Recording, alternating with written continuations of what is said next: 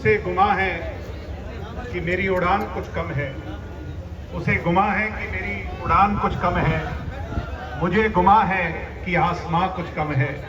सम्मानित साथियों, आज 36 बिरादरी के लोग, कोई क्षेत्र नहीं, कोई राजनीतिक दल नहीं, कोई खाप नहीं, कोई किसान संगठन नहीं, बल्कि ऐसा लग रहा है कि पूरा इलाका, पूरा हरियाणा, यूपी, राजस्थान, समूचे संघर्षशील लोग आज एक मंच पर अपने नौजवान विद्यार्थी साथियों का साथ देने आए हैं। ये अपने आप में एक ऐसा नजारा है, यूं लगता है कि संघर्ष तो जारी है और वो दिन दूर नहीं।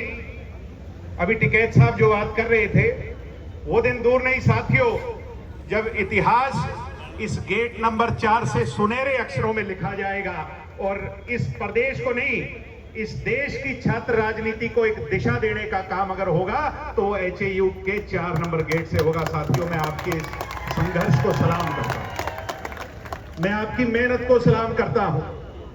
दिन दोगुनी रात चौगुनी मेहनत जो मेरी बहनों ने की है, मैं यहां जो बड़े बुजुर्ग बैठे हैं, जिस दिन पहले दिन आया, मैं अगर बताऊं, मेरे भाइयों की स्ट्रेंथ तो कम और ज्यादा होती रही, मगर इन बहनों ने अपनी ताकत में कमी नहीं आने दी। आज अगर सरकार देख रही है, मैं सलाम करता हूं मेरी बहनों। मेरे से पहले तमाम सज्जनों ने, तमाम ऑर्गेनाइजेशंस के लोगों ने अपनी बात रखी है। मैं तो सिर्फ इतना ही कहने आया हूं कि वीसी साहब, आपके अत्याचारों का घड़ा जो है वो ठाडा भर लिया,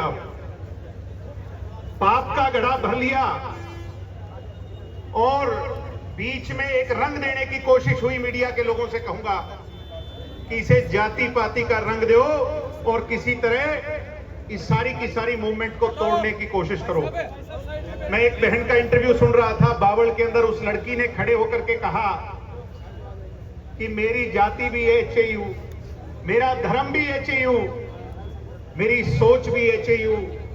आज इन बेगैरत लोगों की सोच पर आप लोगों ने तमाचा मारने का काम किया है, जो इसको जाति पाति का रंग देना चाहते थे। साथियों,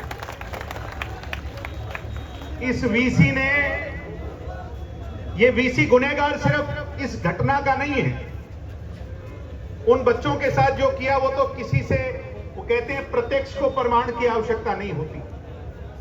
सम्मानित बुजुर्गों, पीछे यहां पर एक लड़की होती थी, हमारी बहन साइंटिस्ट, मैं नाम तो नहीं लूंगा मंच से, मैं नाम नहीं लूंगा मंच से।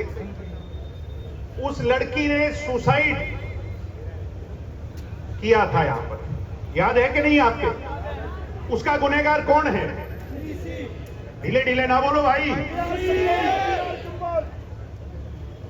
10-10 mm के सिर पे कट लगे।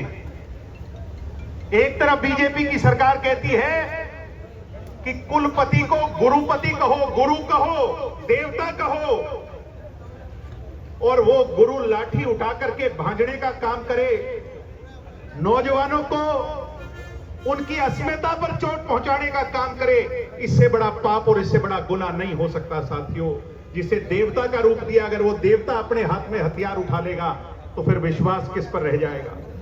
सम्मानित साथियों, हम गवर्नर से मिले, गवर्नर साहब ने हमारी बात को सुना और कहने लगे बात तो भाई तुम्हारी ठीक है।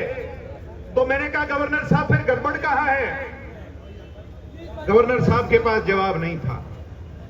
और गड़बड़ ये है, मैं आपको बता दूं, आप भी जानते हो, मैं भी जानता हूं इस बात को, कि हरियाणा सरकार का मुख्यमंत्री तो है, उस कुर्सी पर संविधान की शपथ लेकर बैठा तो है, मगर असली मुख्यमंत्री हरियाणा का आज कोई और है, मुख्यमंत्री नहीं है साथियों। ये बात सब लोग जानते हैं। वो फैसला नहीं ले पा रहा।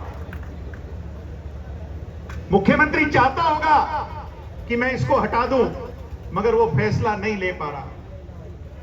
देर हो सकती है, अंधेर नहीं। यह आपने जो पसीना बहाया है, इसका जवाब इन लोगों को देना पड़ेगा। मैं तो आप लोगों से इतनी बात कहकर के विराम लूंगा कि जो जिम्मेवारी मेरे छात्र साथी यहां की पंचायत और पंच परमेश्वर लेकर के हमें बताने का काम करेंगे। इस आंदोलन को जिस दिशा में आप लोगों ने आगे बढ़ाना है उसको बढ़ाने का काम करेंगे। हम उसको सहज स्वीकारेंगे और इन आज जो हमारी किसान ऑर्गेनाइजेशंस खापे आई हैं, एक नौजवान होने के नाते आपको यह विश्वास देता हूं कि आपकी पगड़ी को नीचा नहीं होने देंगे। इस लड़ाई को इसके अंजाम तक पहुंचाने का काम करेंगे। वीसी साहब, वी आर कंबोज, ये बात कान खोल के सुन ले। अहंकार का मैल कानों में गहरा जमा है, उसको निकाल करके सुन ले। वीसी की कुर्सी तो भाई छोड़नी पड़ेगी, आज छोड़ या कल वीसी की कुर्सी से अब जाना पड़ेगा, वो दिन दूर नहीं है साहब। इसलिए जो ड्यूटी आप हमारी लगाओगे, जिस रूप में लगाओगे, मैंने पहले दिन कहा था यहां कोई जेजेपी से, कोई कांग्रेस से, कोई किसी और राजनीतिक दल से होगा, मगर उन पार्टियों को वहां गेट पर छोड़ के आना साथियों। यहां सब नौजवान इन छात्रों का साथ एक छात्र होने के नाते, नौजवान होने के नाते देने। आप लोगों ने बहुत संघर्ष किया है और जैसा अभी कह रहे थे, हमारे बुजुर्ग कह रहे थे कि वो दिन दूर नहीं। ये तो बात कल रात को भी इन्होंने खूब कोशिश की, खूब प्रयास किए, मगर एक बात पे अड़े हुए हैं कि वीसी का इस्तीफा नहीं होने देंगे। इनको ये लगता है कि वीसी का इस्तीफा हो गया तो कहीं ना कहीं सरकार की नाक जो है वो नीची हो जाएगी, सरकार की अस्मिता पर सवाल उठ जाएंगे।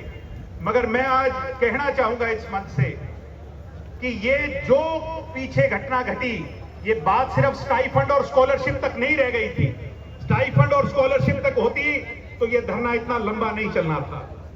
ये संघर्ष इतना लंबा हुआ क्योंकि गुरु ने लाठियां उठा दी और इसको अपने अंतिम अंजाम तक ले जाने का एक ही राह है, वो है वीसी का इस्तीफा। है कि नहीं है साथियों?